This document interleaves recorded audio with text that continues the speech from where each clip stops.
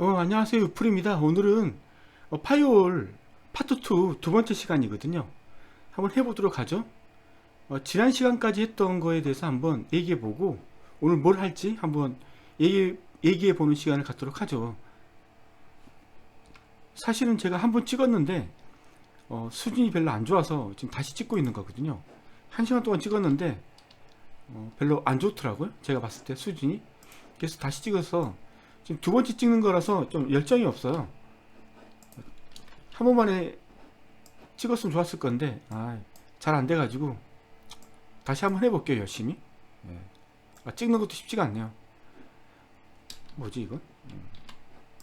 자, 우리가 했던 패킷 필터링, 상태 기반 패킷 필터링, 오늘 배울 해석 레벨 게이트웨이, 응용 프로그램 게이트웨이. 이게 중요한 게 뭐냐면 이 이름을 다 외우는 게 아니라 이름이 중요한 게 아니잖아요. 이름이. 뭐가 중요한 게요? 패킷 필터링, 상태 기반, 뭐 이런 것들.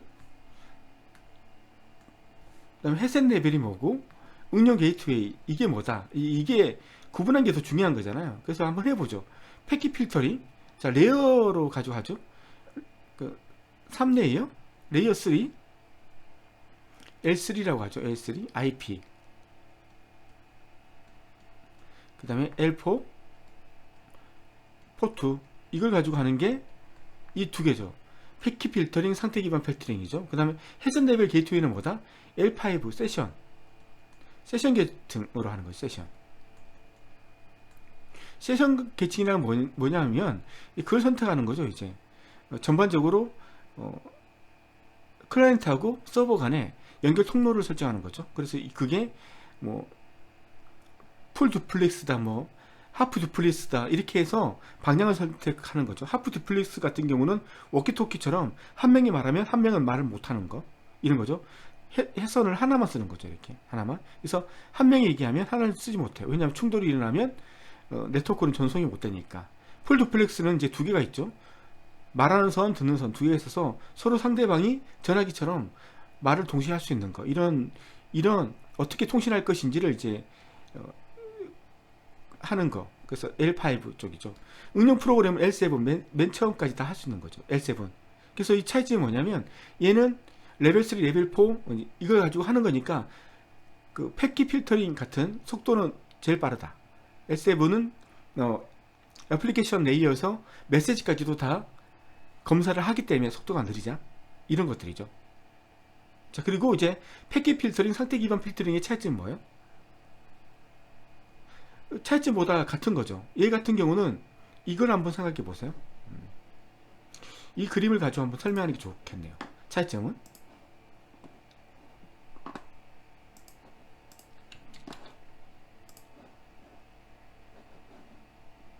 이게 좋아요. 이 그림이. 자, 이제 설명할게요. 이 두 개에 대한 이 두 개의 공통점하고, 그러니까 얘하고 얘들의 차이점, 얘하고 얘의 차이점, 이 차이점이죠. 이 두 개의 차이점. 어떤 거예요? 우리가 UDP 말고 TCP 같은 경우는 서로 간에 이런 묻고 싱크하고 에크하고 싱크해 가지고 3웨이 핸드세이킹을 걸어야지만 네트워크 간에 통신이 가능하잖아요. 클라이언트하고 서버 간에 통신이 가능해요. 그랬을 때 우리가 이거 보면 처음에 클라이언트가 서버, 이걸 저라고 하죠. 이게 다음이라고 하죠. 제가 다음에 뉴스를 보기 위해서 우리 눈에 보이지 않지만 네트워크 단에서 이렇게 진행하는 거죠. 처음에 내가 싱크를 보내는 거죠. 그러면 다음에서 내 걸 받은 걸 오케이, 너 들어와도 돼 해서 싱크 에크를 보내고, 마지막으로 저는 에크를 보내면 나하고 다음 간에 신뢰성의 통로가 확보되는 거죠. 통로. 방금 말했죠. 통로를 확보하는 거죠. 통로. 이 세 개가 끝내서 3웨이 핸드세이킹이 끝나면 통로가 생기는 거죠. 이걸 관리하고 있는 게 세션 계층이고, 그러면 이제 패킷 필터링, 상태 기반 필터링하고 해석 레벨 게이트하고 응용, 이거 간의 차이점이 뭐냐면 이 두 개는 이 개별 하나하나를 다 검사해요. 하나를 검사하는 거죠. 이렇게 검사하는 거고, 얘들은 뭐냐? 이 세 개를 하나로 보는 거죠. 3웨이 핸드쉐이킹 끝나야지만 통로가 개설시켜 주는 거죠. 이렇게 하나로 보는 거죠. 이렇게 차이점 아시겠어요? 이 두 개는 낱개별로 다 검사를 하는 거예요. 낱개별로. 오면 검사하고, 오면 검사하고, 오면 검사하고. 이런 두 개의 차이점이 있고, 그러면 패킷 필터링하고 상태 기반 패킷 필터링의 차이점은 뭐예요? 패킷 필터링은 이게 가능하죠. 다시 지우고 한번 해볼게요. 우리가 클라이언트하고 서버 간에 통신을 할 때 이런 경우가 있죠. 방화벽이 있죠. 이게 방화벽이 있다고 생각해요. 그러면 여기에 컨트롤 어세스 리스트가 있는 거죠. 이래서 서버가 이쪽으로 들어오는 것은 막아주고, 이걸 가지고 얘기하니까 참 말이 안 나오는데, 지난주에 했던 IDS 예를 IDS나 파이어 예를 하나 가지고 한번 설명을 해볼게요.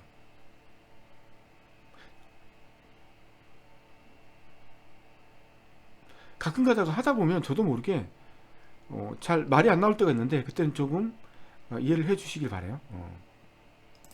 뭐 기분이 축 처진다고 해야 되나? 이런 기분? 그래서 말을 잘 못할 때가 있는데, 이 그림 보고 한번 설명해 드릴게요. 이거 말고, 이 그림 말고,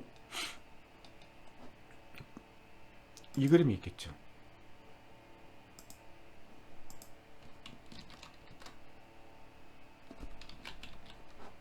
자, 이 그림을 설명을 할게요. 이 그림이 어떤 거냐면, 방화벽은 이거죠. 패킷 필터링 방화벽은 얘가 우리 쪽으로 들어오는 것을 막는 거죠. 디나이. 얘 우리 내부에 들어가는 거, 이것들은 다 막는 거죠. 막아요. 막는 거예요. 반대로 얘가 이렇게 가는 것은 허용해 줘야 돼요. 우리 쪽 사람들이 인터넷 모든 것들을 다 뒤질 수 있는 권한을 줘야 돼요. 그럴 때 어떻게 하느냐, 얘가 처음에 싱크를 통해서 하는 거죠.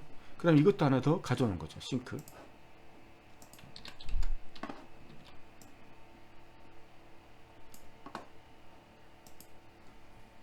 그래서 얘가 싱크 할 때는 나갈 수 있도록 방화벽이 허용해요. 근데 문제는 싱크에서 이거 2단계 거칠 때 여기서 싱크 에크를 통해서 얘가 싱크 에크를 해야 되는데, 이전에는 이것 때문에 막혔잖아요.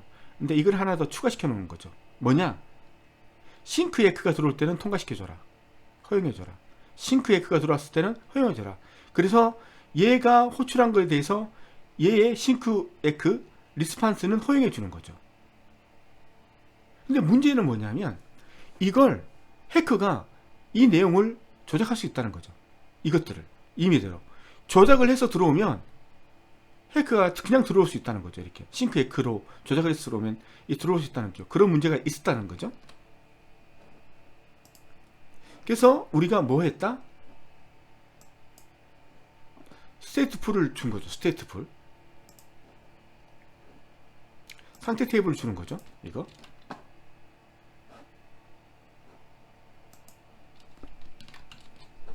자, 얘는 뭐냐면 이거죠. 지금도 마찬가지로 얘는 우리 쪽에 들어오면 안 돼요. 근데 우리 쪽 내부 사람이 이쪽으로 들어가서 어떤 정보를 원하는 것은 허용해주고 싶어. 그럼 이렇게 하는 거죠. 싱크를 떠나서 허용을 해줘요. 문제는 싱크 에크를 통해서 들어오고 싶을 때 어떻게 들어오느냐, 그때는 이제 이걸 넣어주는 거죠. 얘가 싱크 때린 이력, 싱크 했던 이력을 여기다 담아두는 거죠. 이렇게 내가 싱크를 했어. 그래서 곧 싱크 에크가 들어올 거야. 그래서 싱크 에크가 들어올 거야. 누구한테서? 170.1.1 170.1.1이 나한테 들어올 거야. 그리고 데스티네이션하고 포트가 이걸 거야. 이건 허용해 달라는 거죠. 그렇지만 이렇게 해놨을 때 아까 패킷 필터링하고 상태 패킷 필터링하고 차이점 뭐예요? 아까 패킷 필터링 같은 경우는 이걸 위조해서 들어올 수 있지만, 얘는 이력이 남기 때문에 이력이 남는 상태에선 들어올 수 있거든요. 그렇기 때문에 해커가 이걸 해코지 할 수 없다. 이 상태 테이블을 고치지 않고서는 절대로 자기가 패킷의 싱크 에크를 고쳐서 들어온다 하더라도 방어할 수 있다. 이런 차이점이었죠. 그 얘기를 했던 거고. 자,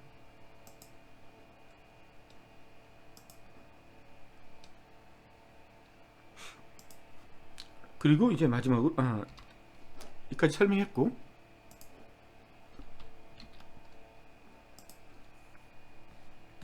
자, 회선 레벨 게이트웨이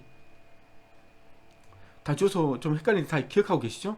얘는 L5 세션 계층이에요. 그래서 얘 같은 경우는 통로 같은 것들을 연결해서 이제 관리하는 거고, 그리고 얘는 L7이에요. 그래서 이 두 개의 차이점은 뭐냐면, 얘는 얘들보다 보안적으로 뛰어나지만, 그렇지만 메시지 부분은 여전히 보지 못해요. 메시지를 볼 수 있는 것은 응용 프로그램 게이트웨이 얘밖에 없어요. 그래서 얘가 가장 강력하죠. 모든 것들을 다 검출할 수 있으니까 해커들의 메시지 부분을 탐색해서 이게 공격하기 위해서 우리한테 들어왔는지 안 왔는지를 알 수 있다는 거죠. 얘는 몰라요. 얘는 얘들보다 보안이 좀 뛰어나지만 메시지 내용을 보지 않기 때문에 메시지에 어떤 해코지를 했는지 알지 못해요. 그런 단점이 있는 거죠. 그래서 우리가 보면 거의 대부분이 스크리닝 라우터 이게 기억이 나는지 모르겠는데, 그리고 베스천 호스트 할 때 우리가 이렇게 개념을 생각하면 돼요. 이게 이렇게 들어오고, 그 다음에 여기에 이게 들어온다, 이렇게 보시면 되는 거고, 회선 레벨 게이트웨이가 그렇게 많이 쓰이는지 모르겠어요. 그래서 우리는 시험을 치는 사람들이고 공부를 해야 되니까 이런 것도 있다 라고 얘기하는 건데, 쉽게 보면 뭐 이 기능하고 이 기능 두 개가 이렇게 포함되어 있다고 생각하면 되는 거죠. 예. 이렇게 이게 속도가 빠르니까 얘가 앞부분에서 L3, L4를 통해서 이 기능을 통해서 걸릴 수 있는 것들은 다 걸러줄 거고, 그래도 들어오는 애들에 대해서 좀 더 인증을 해야 되니까. 얘는 인증을 못 하잖아요. 예. 인증 못 하니까 여기서 한번 걸러주고, 그 다음에 들어오는 애들을 통해서 인증을 한다든지 뭐 이런 작업들을 하는 거죠. 그런 목적이 큰 거고, 회선 레벨 게이트웨이하고 응용 프로그램 게이트웨이의 두 개의 특징이 뭐냐면 프락시 서버를 가지고 있다는 거죠. 이게 두 개의 차이점이죠. 그 공통점이고, 차이점은 얘는 메시지까지 볼 수 있고 얘는 메시지를 못 본다. 단지 이거 해선만 세션 계층에서 해선만 해준다. 내용을 못 본다. 이것들 차이점이거든요. 그러니까 이제 이걸 기반으로 제가 설명을 드릴게요. 아까 처음에 제가 어떤 실수를 했냐면, 원래 이 부분을 내가 찍어야 되는데 제가 화면이 두 개거든요. 엉뚱한 화면을 찍었던 거예요. 그래서 목소리는 나오는데 이 화면이 안 나왔던 거예요. 그래서 다시 찍고 있는 거예요. 그래서 제가 힘이 빠져서 설명을 잘 할 수 있을지 잘 모르겠는데 열심히 하겠습니다. 자, 그래서 오늘은 회선 레벨 게이트웨이하고 응용 프로그램 게이트웨이, 그리고 마지막 구축 형태에 대해서 한번 알아보는 시간을 갖죠. 예. 뭐가 중요한지 아셔야 되고, 이것들에 대한 차이점이 뭔지 아셔야 된다는 거죠. 자, 회선 레벨 게이트웨이, 서킷 레벨 게이트웨이. 이게 서킷 레벨이니까 여러분들한테 뭔가 잘 와닿지 않을 건데, 어쨌든 간에 L5 계층, 세션 계층, 통로가 열린다, 이런 느낌을 받았으면 좋겠어요. 자, 개념, TCP 연결 보안 제공, UDP, 뭐 이것도 다 된대요. 정확하게 따져봐야 되는데 어쨌든 그렇고, 개념은 트랜스포트 레이어, 세션 레이어, 물론 네트워크 레이어도 가지고 있겠죠. 예. TCP 3웨이 핸드쉐이킹, 뭐 이걸 통해서 이제 하는 거죠. 이거고, 이 개념은 그렇게 중요한 게 아니에요. 방화벽 규칙이 있어야 되고, 세션에 대한 모니터링이에요. 세션 계층에 대한 모니터링이지 애플리케이션에 대한 모니터링은 아니라고요. 그러니까 그걸 착각하시면 안 돼요. 정책이라 해서 세션 계층의 정책이에요, 이건. 그래서 이것들 헷갈리지 마시고, 원래 정책이라든가 이런 용어들은 애플리케이션 단에서 나오는 것들이에요. 헷갈리지 말아 주시면 좋겠고, 뭐 이런 것들은 제가 뺐으면 좋겠네요. 네, 이런 헷갈리는 것들은. 자, 프락시 서버. 중요한 게 회선 레벨 게이트웨이하고 응용 프로그램 게이트웨이는 프락시 개념을 가지고 있다는 거죠. 자, 이걸 보고 이번에 프락시가 어떤 개념인지를 아셔야 된다는 거죠. 위치는 클라이언트하고 서버 위치예요. 자, 이걸 가지고 먼저 읽기 전에 먼저 개념을 파악하시고 그 다음에 읽으면서 이해하시는 걸로 하도록 하죠.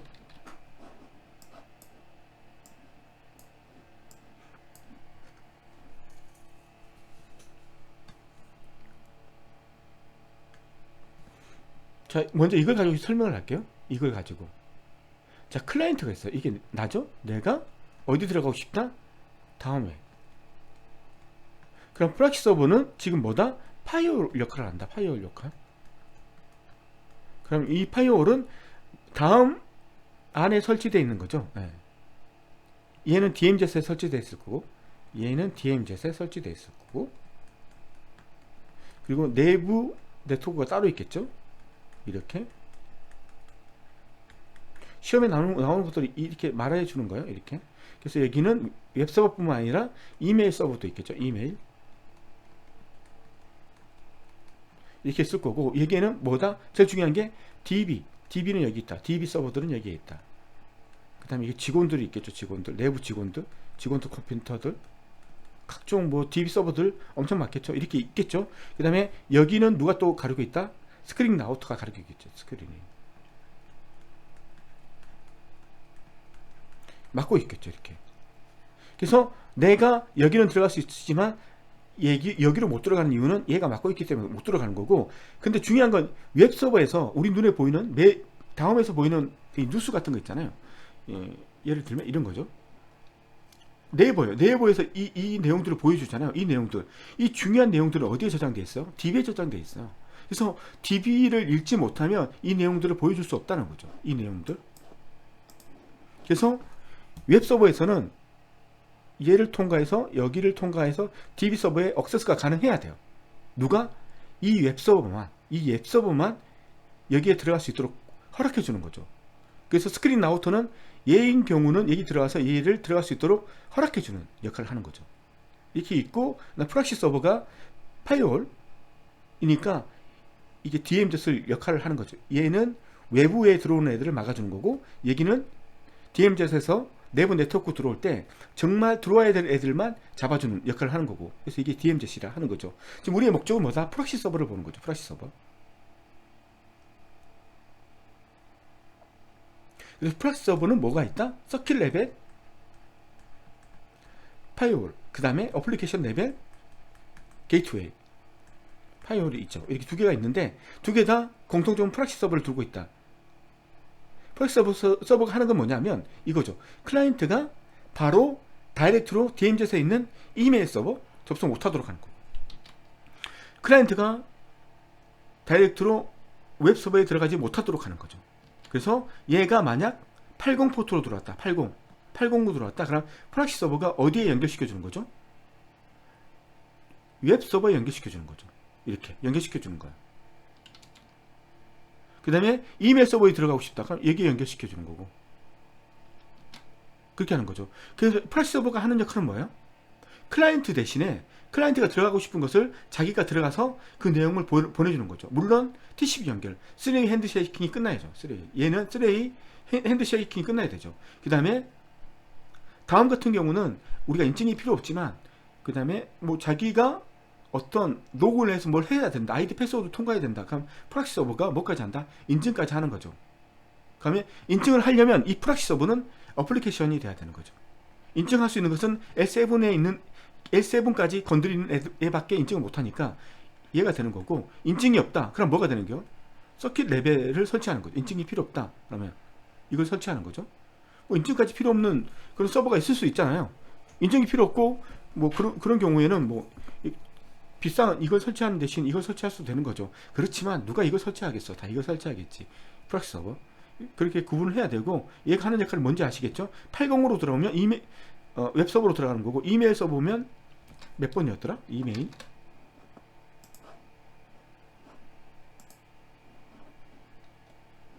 SMTP 25번. 뭐 25번으로 들어가는 거죠. 25번으로 들어가면 이메일 서버로 연결시켜 주는 거죠. 그래서 이 클라이언트가 우리 내부에 있는 다음 내부에 있는 서버들의 주소를 모르도록 만들어 주는 거예요. 프락시 서버가. 그러면 얘가 클라이언트가 요청을 했어. 그러면 다음이 요청한 결과를 얘한테 보내줄 거예요. 이렇게 연결해서 보내줄 거란 말이에요. 그때 보내줄 때 여기에 소스 IP가 웹서버 IP로 들어가는 게 아니고 프락시 서버의 IP를 통해서 들어가니까 클라이언트는 프락시 서버 빼놓고는 다음 내부에 있는 서버들의 정보를 알 수 없는 거예요. 뭘 쓰고 있는지. 그런 정보들을 하나도 제공하지 않는 거죠. 프락시 서버 때문에. 그런 목적으로 프락시 서버를 두는 거예요. 누가? 서킷 레벨, 어플리케이션 레벨에서 프락시 서버를 두는 거죠. 자, 우리가 여기서 이 그런 프락시 서버하고 네트워크 어드레스 트랜스레이터 하는 거하고 이 두 개의 차이점이 뭘까를 생각해 봐야 돼요. 다 지우고 다시 하죠. 우리가 파이어홀을 공부하다 보면 상당히 많은 개념이 나오는데 그 중에서도 이런 개념이 있죠. 라우터에서 패킷 필터링 하고 이런 것도 있고 이런 모양도 있죠. 이런 것처럼 프락시 서버에서 하는 것도 있고 그다음에 이런 모양도 있어요. 프락시 서버뿐만 아니라 어떤 서버도 파이어홀이 있고 이런 모양도 있죠. 파이어홀. 그 다음에 여기에 뭐가 있다? 네트워크 어드레스 트랜스레이터라는 얘가 장비가 있죠. 이렇게. 그래서 내부망이 있고 외부망이 있죠. 그래서 어떻게 하냐면 얘가 하는 역할은 뭐냐면 외부망에서 우리 들어와서 똑같이 웹서버를 접속을 한다고 했을 때 여기에는 프락시 서버가 없는 거예요. 들어오면 하면 이제 나갈 때는 웹서버 IP가 소스가 되고 데스티네이션이 외부망에 있는 어떤 컴퓨터가 돼요. 근데 어떻게 보내냐면 웹서버의 정보를 개방할 수 없으니까 웹서버에 있는 IP를 개방할 수 없으니까 이 IP를 공용 IP로 취한해서 얘한테 보내줘요. 그럼 얘는 얘가 받는 그 소스 IP는 얘의 소스 IP가 아니라 얘가 변환한 엉뚱한 IP가 가는 거예요. 그때 하는 게 네트워크 어드레스 트랜스레이터예요. 그때 파이어홀하고 연결되어 있는 게 얘도 연결될 수 있고 그 다음에 프락시 서버도 연결될 수 있다는 거예요. 근데 여러분들이 보시면 알겠지만 프락시 서버를 설치하는 게 낫겠어요? 아니면 네트워크 어드레스 트랜스레이터를 설치하는 게 낫겠어요? 물론 뭐 어떤 큰 조직에서는 이 두 개를 다 쓸 수도 있겠죠. 여기서 이게 파이어홀인데 이렇게 쓸 수도 있고 뭐 네트워크 어드레스 트랜스레이터 하나 더 쓸 수도 있는 거죠. 그렇기 때문에 파이어홀과 관련되어 있는 네트워크 어드레스 트랜스레이터라는 이 용어가 나오면 이게 파이어하고 연결되어 있고 내부에 있는 IP 주소를 공용 IP 주소로 바꿔서 외부에 있는 사람들이 웹서버의 주소가 어떤 건지 모르도록 이게 바꿔주는 역할을 하는 게 뭐다? 네트워크 어드레스 트랜스레이터다. 뭐 이렇게 생각하시면 되고 프락시 서버도 있다. 얘는 80으로 들어오면 지가 알아서 80에 있는 웹서버 연결해주고 그리고 나갈 때는 자기 IP로 나갔기 때문에 얘는 웹서버의 주소를 알지 못한다. 웹서버의 종류를 모른다. 뭐 이 정도를 가지고 하는 거죠.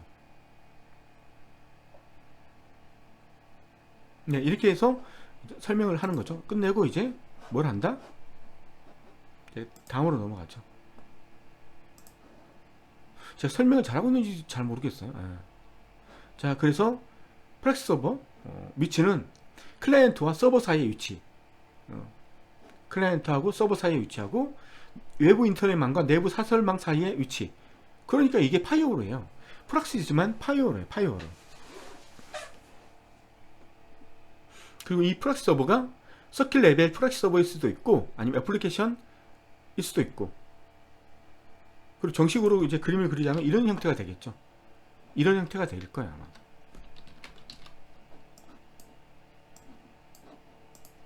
여기 하나 더 있죠. 파이어홀이.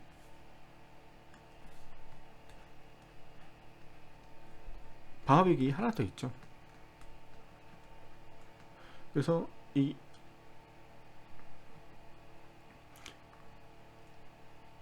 이렇게 뭐 하여튼 뭐 이렇게 되는 구조도 될 수 있죠. 예, 방화벽 구조가 될 수 있고 프락시 서버가 될 수 있고 그러니까 하나에 다 들어갈 수 있다는 거죠. 하나에 이렇게 프락시 서버 방화벽이 하나에 다 들어갈 수 일체형으로 들어갈 수 있는 거죠. 아니면 다 이게 소프트웨어 개념이니까 한 대 설치할 수 있고 여러 대 컴퓨터를 분할해 쓸 수 있는 거고 그건 이제 속도하고 그 용량을 따라서 이제 그렇게 설치할 수 있다는 거죠. 예, 그렇게 방화벽도 처리하고 프락시도 연결시켜주는 것도 해주는 거죠. 이렇게 방화벽이 처리해주고 연결하고 연결도 시켜주고 그리고 이게 서킷 레벨이면 세션 계층까지만 이제 검색을 해서 그 이상이 없으면 프락시 서버한테 넘겨서 웹 서버에 접속해서 내용을 줄 수도 있는 거고 이게 애플리케이션이면 메시지까지 다 검사해서 완벽해지면 얘한테 넘겨서 연결시켜주는 작업을 프락시 서버가 해줄 수 있도록 이렇게 할 수 있는 구조가 될 수 있다는 거죠. 유도리 있게. 예. 하나의 서버일 수도 있고 두 개로 분리할 수도 있는 거고, 역할이 틀리니까. 그렇지만 이걸 같이 이제 보는 거죠. 서킷 레벨, 어플리케이션 레벨, 이렇게 보는 거죠. 자, 원래 프락시하고 게이트웨이라는 용어가 있어요. 원래 프락시하고 게이트 용어는 이건 거죠. 설명을 드리면 이거예요. 자, 우리는 거의 OSI 7계층만 7레이어만 쓰는 컴퓨터를 우리 쓰고 있잖아요. 이렇게 쓰고 있는데, 그러니까 프로토콜이 똑같죠. 프로토콜이 같다는 것은 뭐예요? 신텍스, 의미, 문법하고 의미, 타이밍이 같다는 거예요. 타이밍. 근데 IBM망이 따로 있어요. IBM 컴퓨터를 설치한 데도 있잖아요. IBM이 서버에서는 강자잖아요. 그쪽에서 쓰는 서버들은 뭐야? 다른 프로토콜을 쓰고 있다는 거죠. 그러면 얘하고 얘 간에 통신을 할 때 가운데 뭐가 있는 거예요? 게이트웨이가 있는 거죠. 그래서 게이트웨이가 하는 것은 OSI 7레이어의 문법을 어떤 문법으로 바꾼다? IBM 문법으로 바꿔서 얘들한테 넘겨주는 거죠. 게이트웨이가 하는 역할은 그거고, 그 다음에 프락시는 뭐예요? 같은 프로토콜에서의 그 어떤 종속, 아까 봤잖아요. 같은 프로토콜이에요. 이거 클라이언트도 같은 프로토콜을 OSI 7레이어를 인식할 수 있고, 웹서버도 OSI 7레이어를 인식할 수 있는, 여기서 하는 게 프락시 서버예요.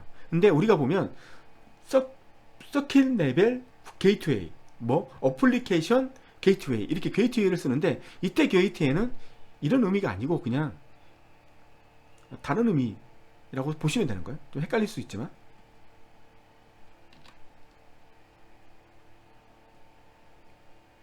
자, 프락시의 주요 기능은 중계 기능이에요. 클라이언트를 대신해서 서버에 접근. 이해되시죠? 캐시 기능. 캐시 기능이 중요하죠. 왜 중요하냐면 이런 거죠. 우리 눈에는 보이지 않지만 이렇게 생각하시면 되죠. 이번에 이 클라이언트는 저로 생각하시죠. 마이? 항상 마이였으니까. 마이고. 웹서버 얘는 누구다? 농협으로 보시죠. 저는 주거래 은행이 농협이거든요. 그래서 이체나 이런 제 돈과 관련된 것은 농협에 접속합니다. 그래서 똑같이 클라이언트가 접속하겠죠. 농협에. 그래서 처음 하는 게 뭐예요? 인증을 해야 되죠. 인증을 하기 위해서 저는 인증서를 통해서 뭐예요? 패스워드를 입력해서 연결하는 거죠. 이렇게 이런 통로가 생기는 거죠. 3 핸드쉐이킹 거치고 인증 거치면 이렇게 통로가 딱 생기는 거죠. 그래서 저는 여기서 조회하고 싶을 때 조회하고 이체하고 싶을 때 이체합니다. 제가 이체할 때마다 인증서에서 다시 패스워드 입력하나요? 한 번만 입력하면 그 다음부터 입력 안 하죠. 끊기죠. 계속 쓸 수 있는 거죠. 그냥 그때부터는 이체하고 조회하고 이게 마음대로 되는 거죠. 그러다가 제가 10분 동안 농협에 접속한 홈페이지를 입력 안 하고 그냥 10분 동안 대기해놨다. 그럼 이런 게 뜨는 거죠. 연결된 세션을 끊을 거냐고. 아니면 10분 후에 자동적으로 끊긴다고. 끊기면 어떻게 해야 돼요? 다시 인증서에 패스워드 입력해서 다시 3 핸드쉐이킹 인증 과정을 거친 다음에 그 다음부터 다시 이거 입력 없이 이체하고 조회할 수 있는 거죠. 그게 세션이에요. 이 세션이 연결되면 저는 인증서에 패스워드 한 번만 입력하면 그 다음부터는 편하게 쓸 수 있다는 거죠. 그렇지만 우리가 보이지 않는 단에는 프락시 서버는 항상 요청해요. 뭘? 인증서하고 패스워드를 항상 요청하죠. 클라이언트가 이체할 때 요청할 때마다 인증서하고 패스워드를 항상 비교하고 통과시켜줘요. 그게 가능한 건 뭐예요? 캐시예요. 캐시해 놓는 거죠. 이 사용자가 한번 인증서하고 패스워드를 통과해서 정식 사용자, 밸리드한 사용자라고 생각했을 때 그 정보를 캐시해 놓는 거죠. 그래서 클라이언트가 뭘 요청할 때마다 이 캐시 정보에서 읽고 와서 얘한테 넘겨줘서 원활하게 인증이 될 수 있도록 해주는 거죠. 인터넷은 매번 인증을 해야 돼요. 매번. 한 번 인증해서 그 다음부터 안 하는 게 아니라 매번 접속할 때마다 인증을 해줘야 된다고요. 그걸 프락시 서버에서 캐시 기능을 통해서 자동적으로 해주는 거죠. 그때 이 캐시가 중요한 거죠. 그래서 이 연결이 끊기면 핀을 통해서 끊어버리면 그때 캐시에 있는 내용도 날아가는 거죠. 그래서 안전하게 해커로서 안전한 거죠. 그때 하는 게 뭐다? 캐시 기능이다. 여기까지 끝났고, 그 다음에 보안 기능. 내부 IP 주소를 외부한테 보여주지 않죠? 자기 IP 주소만 보여주죠. 이거하고 네트워크 외부에서는 실제 사용자의 위치를 감추는, 웹서버의 위치를 감추는 거죠. IP 주소, 그걸 감추는 거죠. IP 주소 전략. 그렇기 때문에 공용 IP 주소, 퍼블릭 IP 주소, 프라이빗 IP 주소 말고 퍼블릭 IP 주소가 몇 개 필요 없다는 거죠. 이 전락될 수 있다는 거, 방어벽을 응용할 수 있다는 거. 이거 뭐 별로 중요한 게 아니에요. 한번 읽어볼까요? 프락시 서버는 방어벽의 호스트에서 실행되는 전문화된 어플리케이션일 수도 있고 또는 서버 프로그램일 수 있다. 이 말은 뭐냐면 이 말인 거죠.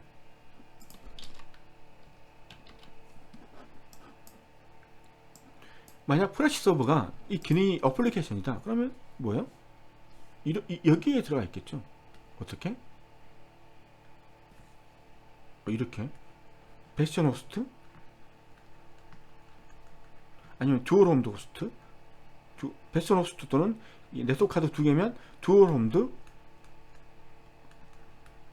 호스트 이렇게 돼 있고, 그 다음에 프락시 서버하고 이렇게 연결돼서 인증 파이어월 기능은 얘가 하고, 그 다음에 프락시 서버를 통해서 이렇게 연결시켜주는 작업은 이렇게 하겠죠. 이렇게 소프트웨어 오면 프락시 서버가 여기에 깔리는 거고, 그냥 단독 서버이면 이렇게 두 개가 이렇게 원활하게 커뮤니케이션 하면서 일을 처리하겠죠. 예, 그런 정도? 그런 말이죠. 그리고 이제 프락시 서버는 삭스 프로토콜 써죠. 삭스 소켓 시큐어라는 프로토콜을 사용합니다. 그래서 클라이언트 서버 중간에 프락시를 통해 전송 계층 보안 연결 TCP UDP가 가능하도록 안전한 프락시 데이터 터널을 행성하는 기능을 일반화시킨 프로토콜. 우리가 알고 있는 그 기능이에요. 우리가 이때까지 했던 프락시에 대한 그걸 얘가 해준다. 이 프로토콜을 해준다. 라고 생각하시면 되는 거죠. 이건 보셨죠? 이제 설명 안 해도 되죠? 넘어가고. 자, 장점.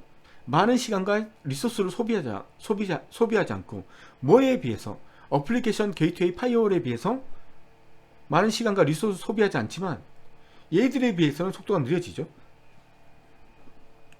항상 상대적인 거니까. 네트워크 성능에 미치는 영향을 최소화. 그래서 신뢰할 수 있는 네트워크와 신뢰할 수 없는 네트워크 간의 직접적인 접촉을 차단해 주는 거죠. 그런 장점이 있는 거죠. 단점, OSI 모델의 세션 계층에서만 패킷을 필터링. 세션 계층에서 동작한다는 거죠. 개별 패킷을 필터링 하지 않고 3웨이 핸드쉐킹 전체를 다 보는 거죠. 근데 단점은 응용 프로그램 수준의 메시지 내용은 검사하지 못한다. 그걸 할 수 있는 것은, 유일한 것은 여기 응용 프로그램 게이트웨이에서 할 수 있다. 그리고 얘가 할 수 있는 유일한 것은 뭐냐? 인증 기능도 얘가 할 수 있다. 다른 애들은 인증 기능 못한다. 패킷, 상태 기반, 해석 레벨. 얘들은 못한다. 인증을 할 수 있는 것은 얘다. 인증 기능이 들어가 있는 것은 베스천 호스트, 듀얼홈드 호스트 이런 애들만 가능하다. 얘들은 안 된다. 이 정도로 이제 정리를 하시고, 자, 응용 프로그램 게이트웨이 방화벽 마지막으로 하시죠. 뭐 그렇게 중요한 게 아니니까 넘어갈게요. OSI 참조 모델의 3, 4, 5, 7계층에서 동작한다. 7계층까지 본다. 그렇기 때문에 메시지까지 보고 인증이 가능하다. 제일 중요한 거죠. 방화벽 제어 및 필터링은 소프트웨어에서 수행되므로 패킷 필터링 또는 상태 저장 방화벽보다 트래픽을 혹시 더 많이 제어한다. 하지만 속도가 느리다. 용량이 너무 많이 차지한다. 네.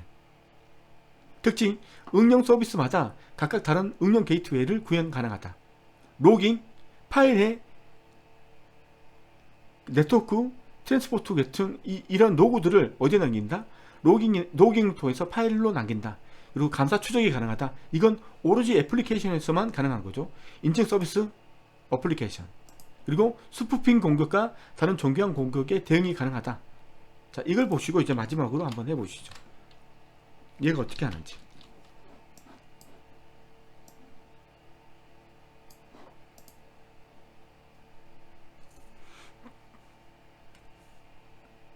자, 이걸 보면 뭐냐면 리차드라는 얘가 1.1.2 웹서버에 들어가기 위해서는 어떻게 해야 된다? 인증을 해야 된다. 그래서 얘가 이쪽으로 통해서 여기서 인증이 통과되면 여기에 접속을 할 수 있지만, 인증이 통과되지 않으면 어떤다? 디나이 된다. 인증을 해야 된다. 이런 개념이죠. 간단하죠? 이걸 설명한 거고. 단점은 실시간 응용 프로그램에 적합하지 않다. 너무 고사양이기 때문에, 너무 많은 걸 검사하기 때문에 이렇다는 거죠. 응용 서비스별로 별도의 프락시를 필요로 한다. 그래서 이 설명을 드리면 이런 거죠. 이 그림이 한 번 더 보여져야 되겠죠.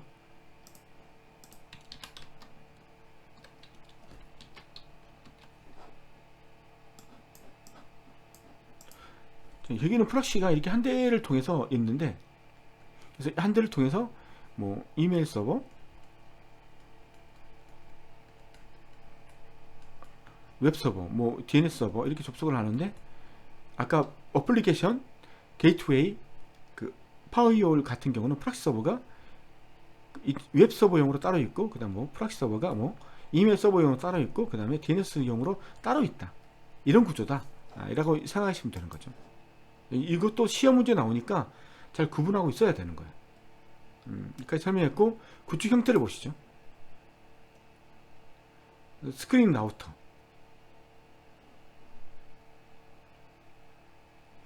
그래서 이제 그림을 그리면서 한번 해보죠. 그 다음 베스천 호스트, 그 다음에 듀얼 홈드 호스트, 스크린드 호스트 게이트, 마지막으로 서브넷, DMZ에서 구성하는 거죠. 자, 이걸 가지고 한번 다시 한번 해보시죠. 제가 그림을 잘 못 그리고 이게 내부망이죠. 내부. 이게 외부망이죠. 자, 여기서 뭐 파이어홀이 있죠. 이 파이어홀이 중요하죠. 파이어홀이 아니라 뭐가 있다? 라우터가 있죠. 그다음 파이어홀이 있고, IDS가 있고, IPS가 있고, 그 다음에 이렇게 되어 있는 거죠. 자, 여기에 어떻게 되냐? 이 형태. 자, 이게 파이어홀의 형태를 이제 하는 거죠. 우선 라우터 한 대만 있다. 그러면 스크린 라우터. 맞죠? 이걸 그때 이 라우터 하나가 모든 작업을 한다. 이게 스크린 라우터.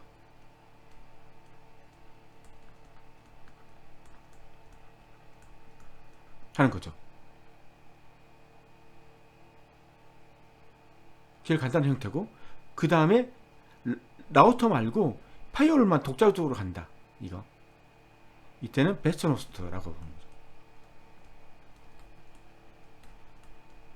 이때 이 베스천 호스트는 베스천이라는 말이 들어가면 뭐다? 이건 7 레이어. 레이어 7까지 할 수 있는 아주 가장 인증까지 할 수 있는 애가 들어간다. 라고 보시면 되는 거죠. 이게 베스천 호스트. 근데 베스천 호스트인데 네트워크 카드를 2개 연결하는 거죠. 이 파이어홀이 베스천 호스트인데 여기에 네트워크 카드가 2개가 들어가는 거죠. 내부용, 외부용. 내부용 네트워크 카드 NIC, 외부용 NIC가 들어가죠. 이러면 뭐다? 이때는 베스천 호스트라고 부르지 않고 뭘로 부른다? 듀얼 홈드 호스트라고 부른다. 이까지는 되셨죠? 자, 세 번째는 가장 알맞은 짝꿍이죠. 이렇게 같이 쓰는 거죠. 스크린 라우터하고 파이어홀, 베스천 호스트를 같이 쓰는 거죠. 스크린 라우터하고 베스천 호스트. 그래서 이게 가장 퍼펙트한 거죠. 그래서 라우터에서 1차적으로 패킷 필터링을 통해서 들어올 수 있는 애를 걸러주고, 그리고 들어오는 애들 중에 베스천 호스트 또는 스크린드, 여기에 들어가는 것은 베스천 호스트가 아니라 듀얼 홈드 호스트, 네트워크 카드가 2개 있는 거, 이게 들어가는 거죠. 2차적으로 얘가 인증도 하고, 그 다음에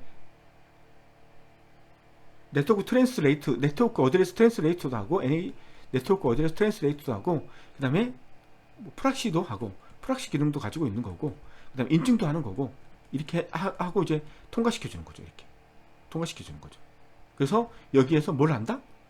통과시켜 주고, 이 사는 게 뭐다? 메일 서버, 웹 서버 접속할 수 있도록 해주는 거죠. 그리고 마지막 어떤 거냐면, 이까지 해주고 마지막에 여기에 하나 더 뭘 설치하는 거예요? 파이어홀, 스크린 라우터 하나 더 하는 거죠.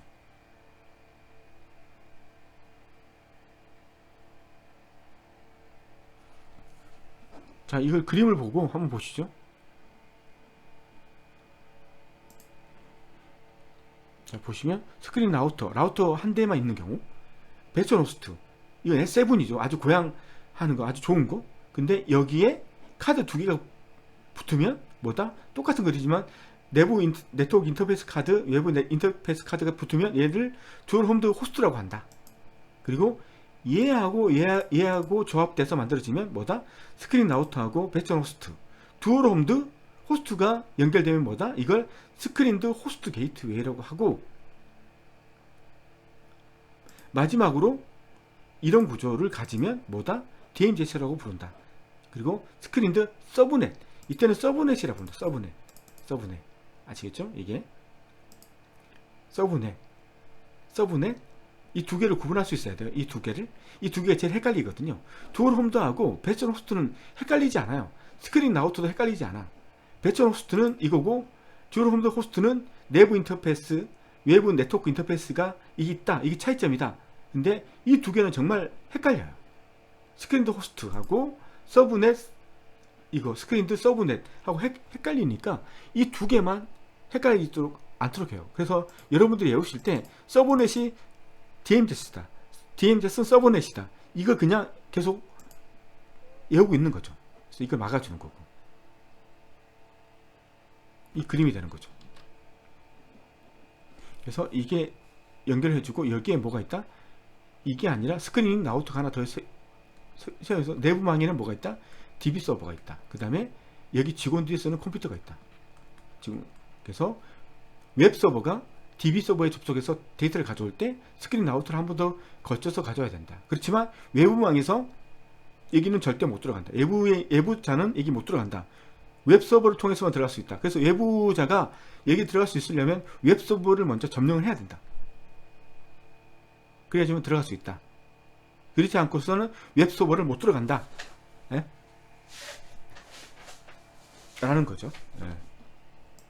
자, 여기까지 하면 설명을 했어요. 다 중요한 설명을 다 했고, 이제 한번 문제를 풀어보는 시간을 갖도록 하겠습니다. 제가 문제를 풀어보기 위해서 우선 한번 해볼게요. 예.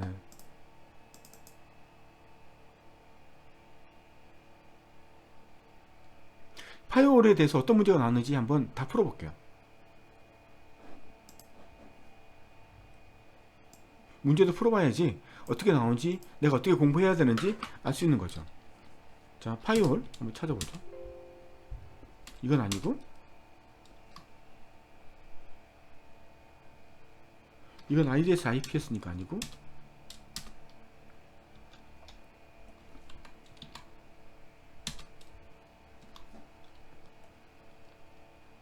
자, 침입 차단 시스템, 침입 탐지 시스템, 바이러스 올 및 위의 사이트 차단 시스템들이 유기적으로 통합, 연동되어 침입 탐지와 방어를 동시에 수행하는 시스템은, 침입 탐지와 방어를 동시에 수행하는 시스템은, 이건 보통 알겠죠? 침입 탐지, 방어를 동시에 수행하는 거 IPS. 뭐 이건 아니고. 다음 지문은 어떤 유형의 침입 차단 시스템에 대한 설명이다. 전통적인 패킷 필터 침입 차단 시스템에서 검사하는 수준으로 패킷 정보를 감시하지만 TCP 연결과 관련된 정보를 기록하며 TCP 순서 번호를 추적하여 순서 번호를 이용한 세션 하이제킹 같은 공격을 차단한다.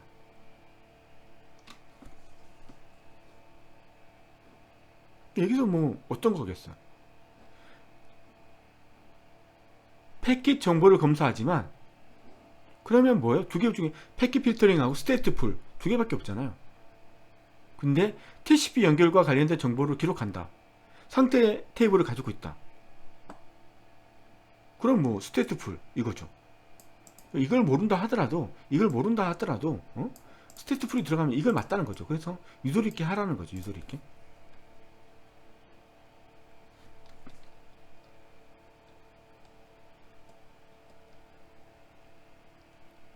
자, 얘기 한번 풀어보면 되겠네. 다음 중 방어벽의 기능이 아는 것은 접근 제어, 인증, 로깅 및 감사 추적, 침입자의 역추적. 이건 아니죠. 역추적하는 것은 다른 거에서 하겠죠. 이건 아니고, 방어벽의 기본 기능이 아는 것은 패킷 분석 맞죠? 공격 탐지 이거 아니잖아요. IDS죠. 접근 제어 맞죠? 로깅 기능, 감사 추적, 인증 기능 이거 아니죠. 1번.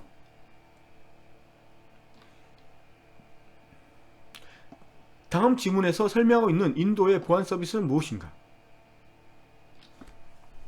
IANA로부터 할당받지 않는 비공인 사설 인터넷 주소를 기업의 인트라넷에서 사용하더라도 인터넷과 통신할 수 있도록 해주는 기능으로 라우팅이 불가능한 주소를 가진 컴퓨터가 라우팅이 가능한 인터넷상의 다른 컴퓨터와는 통신을 할 수 있지만 반대의 경우는 통신을 허용하지 않아서 외부의 침입자 접근을 차단할 수 있다. 뭐 NAT 좀 힘들죠? 어떤 내용인지? 내부 주소를 외부 주소로 바꿔줘서 내부에 있는 사람들이 외부에 통신할 수 있도록 하는 거. 그러니까 NAT는 이 정도만 알면 될 것 같아요. NAT 어떤 거냐면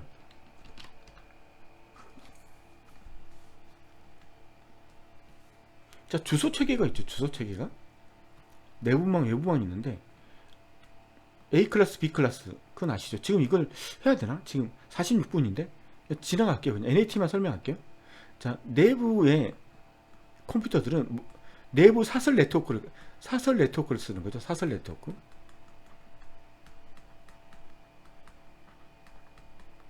그래서 10.0.0.1 얘는 10.0.0.0.2 10.0.0.3 이런데 자, 우리가 인터넷을 통해서 어디에 갈 때는 사설 프라이빗 IP 어드레스는 통용이 되지 않아요. 그래서 그걸 퍼블릭 IP로 바꿔줘야 돼요. 퍼블릭 어드레스로 IP로 바꿔줘야 되는 거죠. 그걸 누가 한다? 네트워크 어드레스 트랜스레이터가 바꿔주는 거죠. 그래서 얘가 접속을 하면 얘가 테이블이 있어서 네가 들어오면 내가 가지고 있는 공용 IP가 100개가 있어. 지금 100개들의 리스트가 쭉쭉 있죠. 근데 지금 쓰지 않는 게 하나가 있어. 얘가 들어오면 이 IP 공용 IP로 취한해서 나가는 거죠. 대신에 또 이 IP로 다시 들어올 거 아니에요. 리스판스가 들어올 건데 그러면 얘가 어떻게 한다? 이게 들어오면 어디에 연결시켜 주는 거예요? 아, 얘는 얘한테 할당됐으니까 얘로 보내주는 거죠. 그래서 이게 만약 200대가 있는데 지금 공용 IP는 100개밖에 없어. 200명이 지금 동시에 모든 사람이 인터넷 하지 않잖아요. 누구는 인터넷 하고, 누구는 뭐 다른 일 하고, 누구는 미팅하고, 누구는 어디 가 있고, 오늘 출근 안 하고, 이런 사람이 있을 거 아니에요. 100개 가지고 쓰지 않는 것들이 있을 거란 말이에요. 그러니까 쓰지 않는 것들. 그러면 그때 이 할당해서 이렇게 연결해 주는 거예요. 그럼 NAT가 있으면 편한 게 뭐냐요? 해커가 들어왔는데 얘 인터넷 번호가 공용 IP가 그건 줄 알고 들어갔는데 알고 보니까 그 애가 없는 거예요. 그러니까 내부에서 어떤 IP를 쓰는지를 모르는 거야. 막아줘 주는 거죠. 이런 역할을 하는 게 NAT다. 자, 이런 기본 지식을 가지고 이제 다시 한번 읽어보시면 IANA로부터 할당받지 않은 비공식 사설 인터넷 주소, 프라이빗 네트워크 IP 어드레스를 기업의 인트라넷에서 사용하더라도 인터넷과 통신할 수 있도록. 그때는 인터넷과 통신할 때는 뭐냐? 프라이빗 IP가 아니라 퍼블릭 IP로 변환을 해야 돼요. 통신할 수 있도록 해주는 기능으로 라우팅이 불가능한 주소를 가진 컴퓨터가 라우팅이 가능한 인터넷상에 이게 뭐예요? 퍼블릭 IP 주소만 라우팅이 될 수 있다는 거예요. 사설망은 그 회사에서만 쓰는 거기 때문에 라우터에는 그 정보가 없단 말이에요. 왜냐하면 사설 네트워크에 등록되어 있기 때문에. 그 때문에 인터넷에서 뭔가 인터넷상에 어떤 활동을 하기 위해서는 뭐가 있어야 된다? 퍼블릭 IP가 있어야 된다는 거죠. 그렇게 바꿔주는 게 뭐다? NAT가 하고 있다. 이것도 이제 나올 수 있으니까 이거 알면 된다는 거죠. 자, NAT에 대한 설명으로 가장 부적절한 것은 인터넷으로 라우팅할 수 없는 사설 주소를 공인 인터넷 주소로 전환하여 라우팅이 가능하도록 한다. 이 정의잖아요. 호스트는 사설 IP를 사용하면서 인터넷 및 통신을 할 수 있으므로 공인 IP 주소의 낭비를 방지할 수 있다. 아까 말씀했죠. 공인 IP는 100개밖에 없다고. 주소를 전략했잖아요. 주소 관련 디렉토리 데이터를 저장하고 로그온 프로세스, 인증 및 디렉토리 검색과 같은 사용자와 도메인 간의 통신을 관리한다. 이건 아니죠. 도메인 간의 통신을 간다. 도메인 뭐 이런 것들, 디렉토리 검색, 인증 뭐 이런 게 나오면 로그온 프로세스, 인증 이건 뭐 파이어월이잖아요. 방어벽. 그리고 디렉토리 검색과 같은 사용자와 도메인 간의 통신을 관리한다. 이게 뭔지는 잘 모르겠는데 어쨌든 아니에요. 외부 컴퓨터에서 사설 IP를 사용하는 호스트에 대한 직접 접근이 어려워 보안 측면에서 장점이 있다. NAT가 너무 많아. 이거 넘어갈게요. 침입 차단 시스템의 유형 중 하나인 패킷 필터링 라우터에 대한 설명 중 틀린 것. 응용 프로그램 사용에 따른 이건 아니잖아요. 패킷 필터링은 L7까지 들어가는 게 아니잖아요. 이거 틀렸어요. 속도가 빠르고 비용이 적게 든다. 맞죠? 사용자에 대해 투명성을 유지한다. 이건 뭔지 모르겠지만 어쨌든 간에 얘가 틀렸기 때문에 얘는 맞는 거예요. 패킷 내의 데이터에 대한 공격을 차단하지 못한다. 맞잖아요. 유도리 있게 하자는 거예요. 유도리 있게. 이게 무슨 말인지 모르겠어요, 솔직히. 그래도 얘가 틀렸으니까 얘가 아닌 거예요. 다음 질문은 어떤 유형의 침입 차단 시스템에 대한 설명인가? 전통적인 패킷 필터 침입 차단 시스템에서 검사하는 수준으로 패킷 정보를 감시하지만 TCP 연결과 관련된 정보를 기록, 상태 테이블, TCP 순서 번호를 추적해서 순서 번호를 이용한 세션 하이제킹 같은 공격을 한다. 스테이트 리스트가 나오면 그 반대니까 그건 아닌 거예요. 다음 질문은 방화벽에 대한 설명이다. 기억에서 리얼에 들어가야 할 적절한 단어를. 자, 방화벽은 패킷 차단 기능을 수행한다. 미리 정해진 기준을 통과하는 패킷만 허용하는 규칙. 그리고 또는 특정 조건에 해당하는 패킷만 거부하는 규칙을 적용할 수 있다. 이런 거죠. 자, 어세스 컨트롤 리스트에 뭘 적느냐라는 거죠. 이런 개념이지. 어세스 컨트롤 리스트에 적는 거죠. 어세스 컨트롤 리스트 아시잖아요. 인터페이스 1번, TCP, 80, 어디 들어온다, any, 들어온 소스 any, 그 다음에 데스티네이션 any, 이건 허용한다. 퍼밋한다, 퍼밋. 이 퍼밋 리스트만 쭉쭉 적어 놓은 거죠. 쭉쭉. 퍼밋 리스트만 쭉쭉 적어 놓는 거죠. 그리고, 그러니까, 허락할 수 있는 경우만 다 적어 놓는 거죠. 그리고 여기에 기록되지 않는 것들은 뭐다? 디나이 한다. 이걸 파지티브라고 부른다. 파지티브라고 부른다. 그 반대로 뭐냐? 그 반대가 뭐냐? 접근 거부인 디나이, 접근 거부인 것들만 리스트만 쭉쭉, 이런 애들은 접근 거부다 라고 적는 거죠. 그리고 나머지는 통과다. 그때 네가티브라고 부른다. 네가티브 정책. 파지티브 정책, 네가티브 정책. 아시겠죠? 원래 이런 거죠. 내부가 있고 파이어월이 있어요. 파이어월이 있고 다시 외부가 있어요. 외부에서 내부로 들어올 때 어떻게 하는 거예요? 들어올 수 있는 그 가능성이 있는 애들만 다 기록하고 나머지는 다 타산시켜 버리는 거죠. 그때는 바깥에서 외부에서 우리 내부로 들어올 때 어떤 파지티브 정책을 쓴다.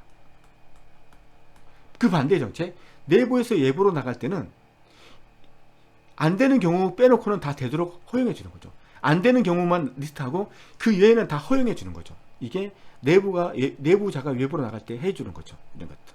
이게 네가티브 정책이다. 자, 이거에 대한 거죠. 방화벽의 패킷 차단 기능을 수행한다. 미리 정해진 기준을 통과하는 패킷만 허용. 그러니까 허용할 수 있는 패킷들만 축축 나열해놓고 나머지는 다 막는 거죠. 그게 파지티브다. 파지티브 규칙 또는 특정 조건에 해당하는 패킷을 그러니까 거부할 내용들만 다 적어 놓는 거죠. 그리고 이거 위에는 다 허용해 주는 거죠. 네가티브다. 방화벽의 방식 중 가장 기본적인 형태의 패킷 정보를 검사하는 방화벽 방식 중 가장 기본적인 형태의 패킷 정보를 검사하는 패킷 필터링. 추가적으로 각 TCP 연결에 대한 정보 스테이트풀.